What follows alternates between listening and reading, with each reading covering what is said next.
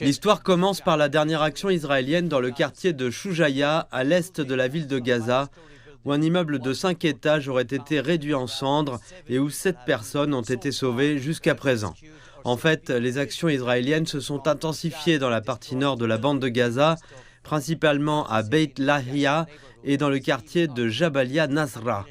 à la périphérie du camp de réfugiés de Jabalia, où une autre maison a été détruite et où des personnes ont été tuées.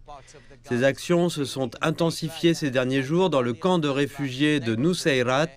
dans le nord de la bande de Gaza et dans la ville de Gaza. Une délégation du Hamas se rend au Caire pour discuter d'un éventuel cessez-le-feu entre Israël et le Hamas.